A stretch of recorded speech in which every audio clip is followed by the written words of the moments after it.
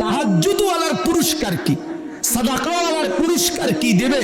আল্লাহ বলে, বন্ধু দোস্ত, আপনারাও বললাম না কিছু বিষয় আমার নিজের একান্তই গোপন থাকতে হয়, এই জন্য আমি আল্লাহ আমার কাছেই রাখলাম, আমি আল্লাহ গোপন করে রাখলাম।